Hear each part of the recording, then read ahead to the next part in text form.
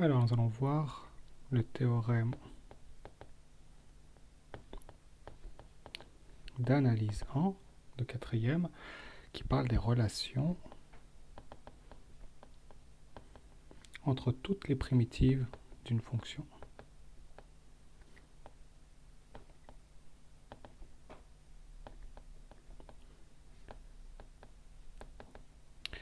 Alors, ce théorème commence par une définition, la définition de la primitive, qui est utilisée après à plusieurs moments dans les autres théorèmes. Donc la définition, elle est simple. Toute fonction grand F, qui est la notation habituelle d'une primitive, telle que grand F' de x est égal à petit f de x pour tous les x qui sont dans un intervalle AB. Alors si on a ça, ça veut dire que grand F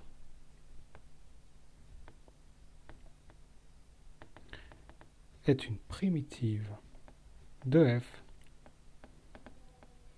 sur l'intervalle AB. Okay, donc il faut juste qu'on puisse la dériver sur l'intervalle et que quand on la dérive, on obtienne toujours f.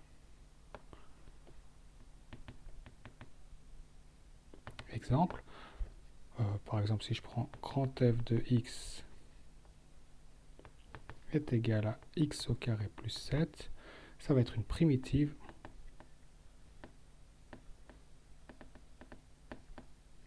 de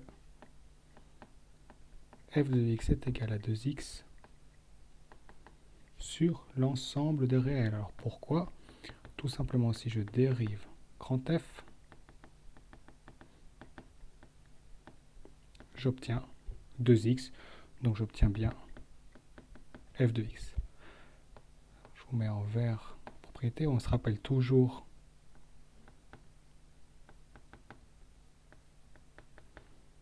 que pour passer de grand F à petit f,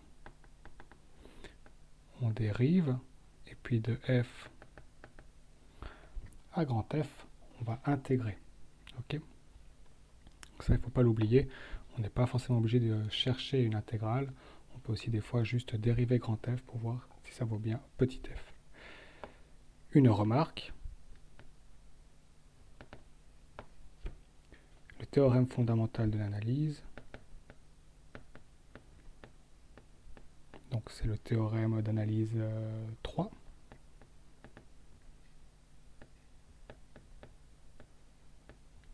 Donc théorème d'analyse 3. Il nous dit que toute fonction continue a une primitive.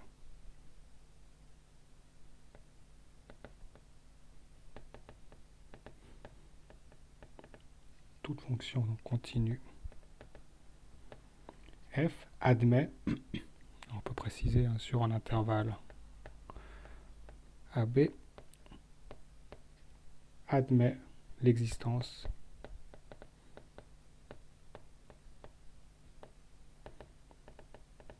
d'une primitive sur AB qui est donnée par quand f de x est égal à l'intégrale de ax f de t dt. D'ailleurs là on peut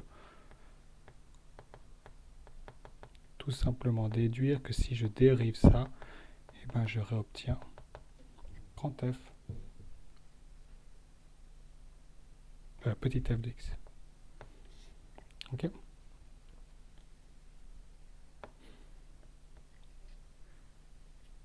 Alors le théorème.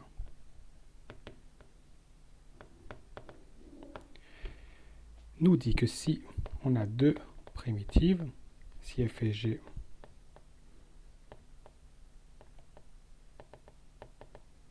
sont deux primitives d'une fonction f sur un intervalle AB, alors il existe en nombre C, donc en nombre C éléments de R, tel que g de x est égal à f de x plus c, bon ça, quel que soit x, élément de AB.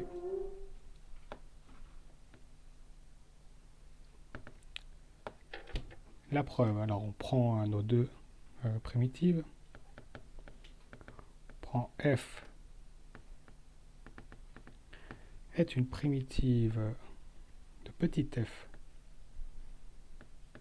sur AB. Bon, là, qu'est-ce qu'on a, si on reprend ce qu'on a dit avant ici, si c'est une primitive, ça veut dire que grand f' de x est égal à f de x, quel que soit x, élément de AB. Si on prend g, qui elle aussi est une primitive de f sur AB, ça veut dire la même chose. Grand g' de x est égal à f de x, quel que soit x, élément de AB. Alors si on regarde bien ça et ça, si grand f' est égal à f et grand g' est égal à f, on peut en déduire que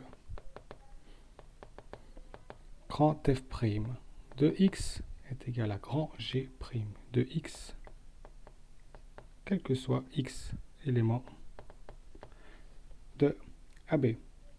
Et donc, on en déduit que si on fait la différence entre les deux, par exemple, grand g' moins grand f' de x, par exemple ici on a fait moins grand f' de x, ça va être égal à 0. Okay. Et puis là on a une propriété des dérivés qui nous dit que ça en fait c'est la dérivée de grand G moins grand F. Ça, propriété des dérivés. Si je fais f de x moins g de x', c'est pareil que f de prime de x moins g' de x. Alors, qu'est-ce qu'on peut dire d'une fonction h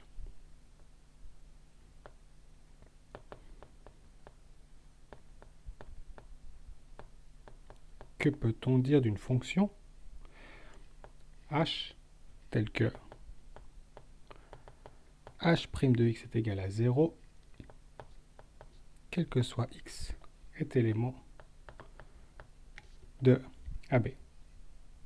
Alors, ça veut dire qu'elle est jamais croissante, jamais décroissante.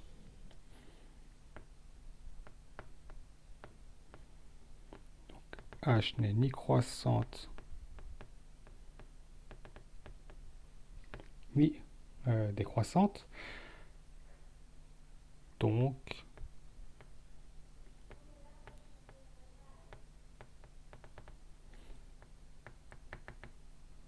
h est une fonction constante. Forcément, pour que sa pente vale 0 en tout point, forcément c'est une fonction constante.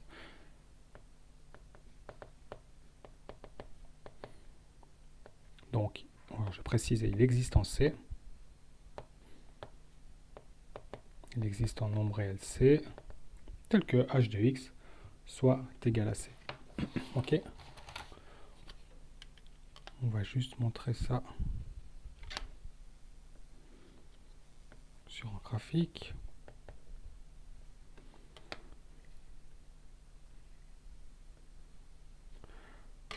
H a forcément une constante.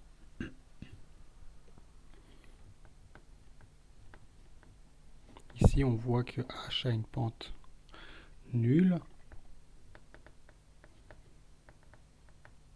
en tout point de AB. Si elle était croissante ou si elle était décroissante, avec le théorème des variations, on sait que la dérivée serait positive ou négative. Et ici, comme elle vaut tout le temps 0, forcément, c'est une droite horizontale qui représente une fonction constante. Donc si on reprend ce qu'on disait ici, on disait que g moins f, sa dérivée valait 0. Donc ça implique forcément, il existe en C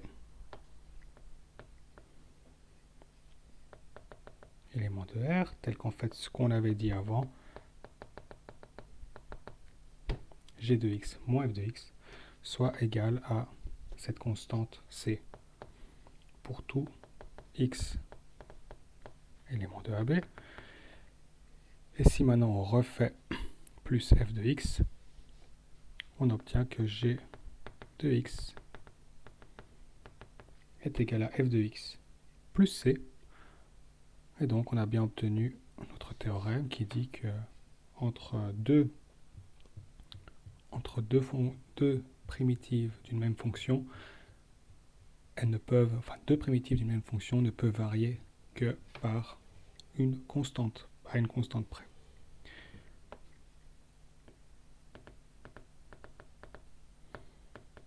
On finit avec la définition. L'ensemble de toutes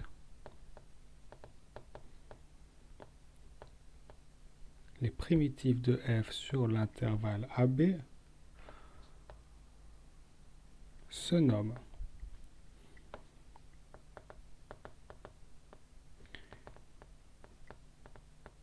l'intégrale indéfinie de f,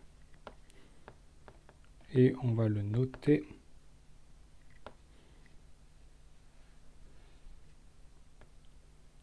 l'intégrale indéfinie de f de x dx. On remarque qu'il n'y a pas de borne.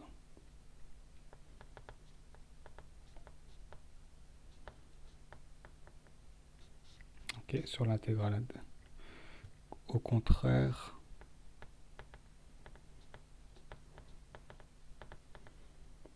de l'intégrale définie qui, elle, a des bornes. Et on peut aussi dire en fait que finalement l'ensemble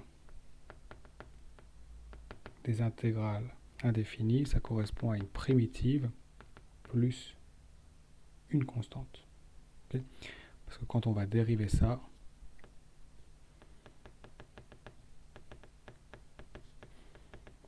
on réobtient bien f de x.